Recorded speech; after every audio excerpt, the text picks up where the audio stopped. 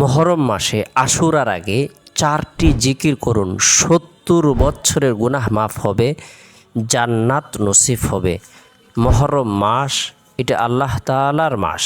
আল্লাহ পাক রব্বুল আলামিন পবিত্র কালামুল্লাহ শরীফের মধ্যে ইরশাদ করেছেন, ইন্না ইদ্দাতাশ শুহুরি ইনদাল্লাহি 12 শাহরান ফি কিতাবিল্লাহি ইয়াওমা খালাকাস সামাওয়াতি ওয়াল আরদা মিনহা আরবাআতুন হুরুম যালিকাদ-দীনুল কাইয়্যিম ফালা তাজলিমু ফীহিন্না আনফুসাকুম। অর্থাৎ আল্লাহ তাআলা আসমান জমিন সৃষ্টি করার দিন হতেই মাসের সংখ্যা 12টি নির্ধারণ করে রেখেছেন। তন্মধ্যে থেকে 4টি মাস অধিক সম্মানিত। ইহা একটি অকাট্য এবং অপরিবর্তনীয় ব্যাপার। সুতরাং তোমরা এই সম্মানিত মাসে ঝগড়া বিবাদ ও খুন খারাপি করা থেকে বিরত থাকো, কার উপর জুলুম করো না, অত্যাচার করো না। মুহররম মাস হলো সম্মানিত মাস। এই মাসের সম্মান রক্ষা করা আমাদের প্রত্যেকের দায়িত্ব, কর্তব্য। মুহররম এটা আরবি শব্দের অর্থ হলো পবিত্র ও নিষিদ্ধ, অসম্মানিত। এই মাসে কোনোরূপ ঝগড়া বিবাদ বা যুদ্ধ বিগ্রহ ইসলামে নিষিদ্ধ করা হয়েছে, তাই এই মাসকে মুহররম মাস বলা হয়েছে। এই মাসে আমরা গুরুত্ব সহকারে অধিক পরিমাণে 4টি জিকির করব, আল্লাহ তাআলার শুকরিয়া আদায় করব। এই মাসে আল্লাহ পাক রব্বুল আলামিন মুসলমানদেরকে বিজয় দান করেছেন। এই মাসে আল্লাহ তাআলা হযরত আদম আলাইহিস সালামের তওবাকে কবুল করেছেন। এই মাসের মধ্যে আল্লাহ পাক রব্বুল আলামিন হযরত নূহ আলাইহিস সালামকে বিশেষ করে কুদরতিভাবে হেফাজত করেছেন। নূহ আলাইহিস সালামের নৌকা মহাপ্লাবন শেষে জুদি পাহাড়ে এসে আটকে যায়। হযরত ইব্রাহিম আলাইহিস সালামকে আল্লাহ তাআলা আগুন থেকে রক্ষা করেছেন, তাকে খলিল হিসেবে আখ্যায়িত দিয়েছেন। দাউদ আলাইহিস সালামের দোয়া আল্লাহ তাআলা কবুল করেছেন।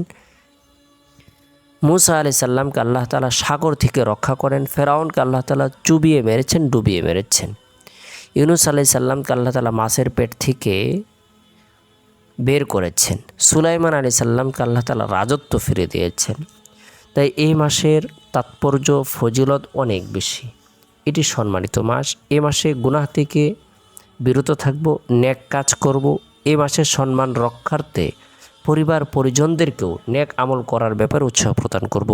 প্রথম নম্বর যে আমলটি বা জিকিরটি করব সেটি হলো সকাল সন্ধ্যায় গুরুত্ব সহকারে কমপক্ষে 100 বার করে ইস্তিগফারের আমল করব। আস্তাগফিরুল্লাহ রাব্বি মিন কুল্লি যামবি ওয়া আতুবু ইলাই, আস্তাগফিরুল্লাহ রাব্বি মিন কুল্লি যামবি ওয়া আতুবু ইলাই।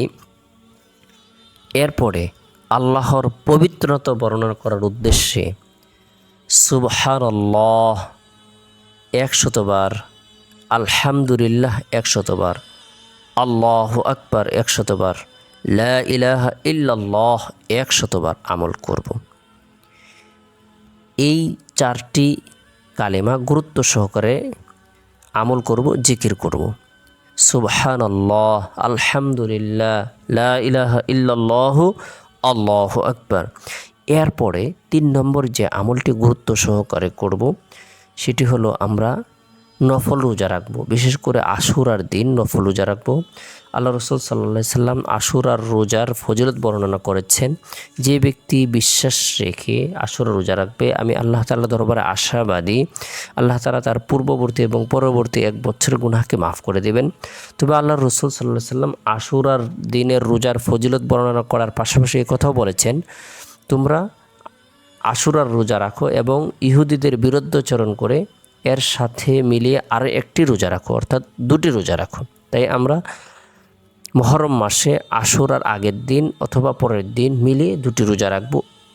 4 নম্বর যে আমলটি বা জিকিরটি গুরুত্ব সহকারে করব সেটি হলো অধিক পরিমাণে রব্বুল আলামিনের দরবারে দোয়া করব। সকল ধরনের প্রয়োজনকে মুনাজাতের মধ্যে ব্যক্ত করব। দোয়া শুধু দোয়া নয়, দোয়া একটি ইবাদত। দোয়ার মাধ্যমে কঠিন ও জটিল বিপদ দূর হয়। আল্লাহ তাআলা গায়েবে সাহায্য প্রদান করেন। বান্দার সকল ধরনের হতাশা পেরেশানি আল্লাহ তাআলা দূর করে দেন। আল্লাহ পাক রব্বুল আলামিন আপনাকে আমাকে সকলকে মুহররম মাসের সম্মান রক্ষা করার, মুহররম মাসটিকে গুরুত্ব প্রদান করার এবং গুরুত্ব সহকারে জিকির আজকার করার তৌফিক দান করুক।